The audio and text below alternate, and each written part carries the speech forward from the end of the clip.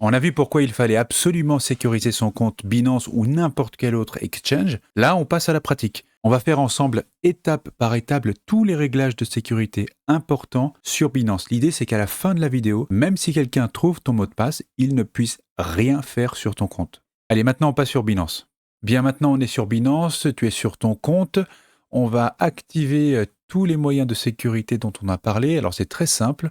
Tu vas te rendre sur le petit bonhomme ici. Tu descends et tu cliques sur compte. Ici, dans identification, il va te demander de vérifier ton identité. Moi, je l'ai déjà fait, mais toi, tu verras, il y a ce qu'on appelle le KYC, KYC. C'est le moment où tu vas envoyer ta carte d'identité, une photo de toi, ce genre de choses. C'est vraiment obligatoire si tu veux utiliser toutes les fonctions de Binance comme le retrait et même le dépôt d'espèces. Et ça permet également à Binance de repérer les comptes frauduleux. Donc, je te conseille de le faire. Et de toute façon, si tu ne le fais pas, tu ne pourras pas aller bien loin. Nous, ce qui nous intéresse, c'est l'onglet qui est juste dessous, c'est la partie sécurité. Donc, tu cliques dans sécurité. Et là, tu vas tomber dans tout un tas de blocs. Alors, on commence par le bloc en haut, contrôle de sécurité. Binance va regrouper ici les fonctions les plus importantes de sécurité, comme l'authentification à deux facteurs, qu'on appelle A2F ou 2FA, ça dépend si c'est en anglais ou en français. La vérification d'identité, mais ça c'est dans la partie identification, le code anti-phishing et la liste blanche des retraits. Donc on voit que j'en ai activé certaines. On arrive maintenant en dessous sur le bloc le plus important, c'est l'authentification à deux facteurs. Ici tu as plusieurs méthodes. La première, c'est la clé d'accès biométrie. En gros, c'est une clé qui est stockée dans ton navigateur ou ton gestionnaire de mots de passe et qui peut utiliser soit ton empreinte de doigt, soit ton visage, ou alors le code de ton appareil pour te connecter. Donc c'est très pratique et très solide contre le phishing. Par contre, ça dépend beaucoup de ton appareil et de ton compte Google ou Apple. Donc il faut toujours avoir une autre méthode de secours. Si tu veux l'activer, de toute façon, tu vas dans Gérer ici et tu suis les instructions. C'est vraiment très très simple à comprendre. Donc moi, je l'ai activé, cette clé d'accès biométrie. Tu as dessous l'appli d'authentification. C'est vraiment ça que je te recommande comme base. Tu peux utiliser l'application que tu veux, Google Authenticator, Microsoft Authenticator, peu importe. Mais c'est une appli qui va te générer un code à 6 chiffres toutes les 30 secondes. Et là, c'est très simple. Tu dois télécharger sur ton téléphone portable l'application que tu souhaites retenir. Et en cliquant sur Gérer, Binance va t'afficher un QR code que tu vas scanner avec ton téléphone. Tu dois bien noter la clé de secours quelque part, d'accord? Tu valides. Et l'énorme avantage avec cette appli d'authentification, c'est que le code, ce n'est pas un SMS qui est envoyé, donc il est beaucoup plus difficile à intercepter. Il n'y a que ton téléphone portable qui peut te donner le code. Personne ne peut déterminer le code sans ton téléphone portable. Donc il faut absolument activer cette fonctionnalité. Dessous, tu as l'email. Bon, bah, c'est l'email qui t'a servi à créer ton compte, d'accord? Donc celui-ci, a priori, tu ne le changes pas. Il y a le numéro de téléphone ici. C'est Binance qui va t'envoyer un code par SMS pour te connecter à ton compte. Donc on peut le garder en secours, mais il faut surtout pas que ce soit la seule protection que tu mettes en place. Moi, je l'ai activé, mais tu vois, c'est pas la seule sécurité. Le mot de passe, évidemment, pour créer ton compte. Je rappelle que la base quand même d'un mot de passe, c'est qu'il doit être long, unique, stocké peut-être dans un gestionnaire de mots de passe.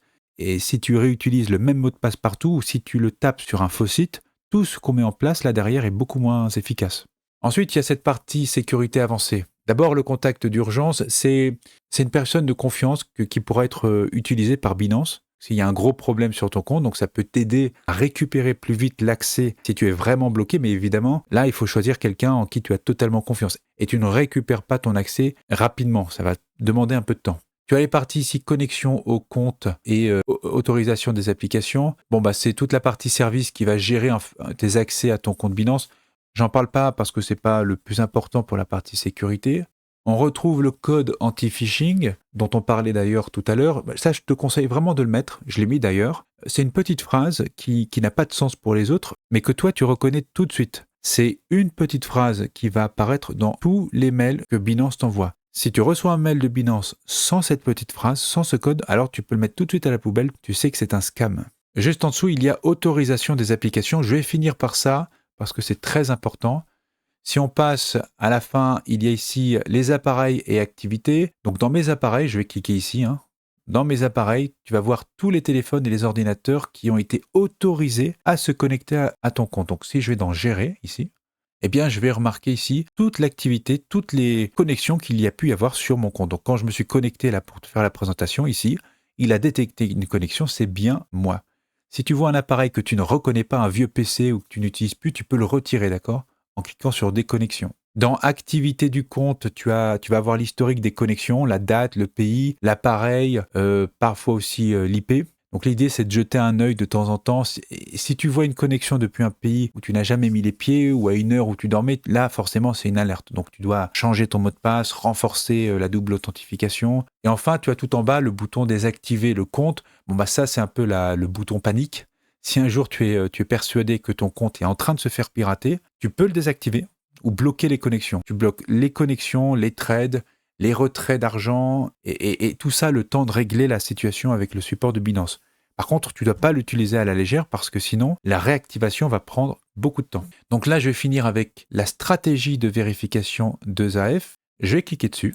Et alors là, tu vas pouvoir choisir à quel moment Binance te demande ton code 2AF, soit à la connexion, soit pour les retraits. Donc si je fais ajouter un nouveau scénario ici, tu cliques dessus, tu valides les connexions et tu vas pouvoir créer 3 scénarios. À la connexion, la partie active, ça veut dire faire des retraits d'argent, faire du trading et du P2P, donc du payé entre particuliers, et également pour les paramètres du compte. Donc moi, j'ai déjà créé 2 scénarios ici. Je n'ai pas créé de scénario pour les paramètres du compte, mais je pourrais en créer un. Donc là, ici, c'est dans le cas où je change des paramètres de mon compte, je clique dessus et je peux décider si je souhaite changer des paramètres du compte pour le faire, d'avoir l'approbation de la clé d'accès, de l'email, de l'application d'authentification et également du numéro de téléphone. Donc là, il suffit de cocher les cases que tu souhaites activer pour changer les paramètres du compte et ça vient renforcer la sécurité de ton compte. Si je reviens en arrière, on voit que moi, j'en ai activé que 2 pour la connexion. Donc pour la connexion, je veux pouvoir accéder à mon compte en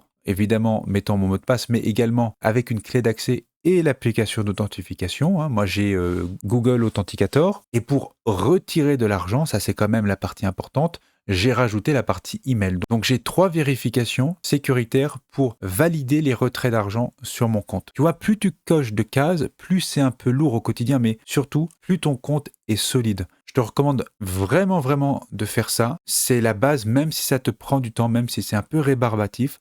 C'est ce qui va permettre de sécuriser au maximum ton argent. Ce serait vraiment dommage qu'un jour tu te réveilles et que tu constates que ton solde est à 0 parce que tu n'as pas daigné passer un peu de temps à paramétrer ton compte. On va récapituler rapidement ce qu'on vient de faire. On s'est assuré qu'on avait un mot de passe fort et unique, une application d'authentification activée, un code anti-phishing pour repérer les faux mails, une liste blanche des retraits, ça permet de bloquer les vols de fonds, un réglage de la stratégie de double authentification sur les actions sensibles, ça c'est hyper important, et aussi un contrôle de tes appareils et de l'activité du compte. Avec ces quelques réglages qui sont assez simples à mettre en place, tu vas passer d'un compte hyper facile à voler à un compte où un pirate doit vraiment se battre pour espérer faire quelque chose. Donc si tu as suivi le tuto en même temps que moi, dis-le en commentaire et surtout n'attends pas. Tes cryptos méritent largement ces 10 minutes de réglage.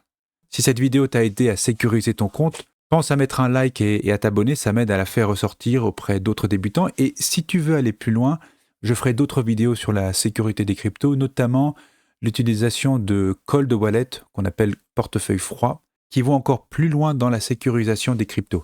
Allez, à plus!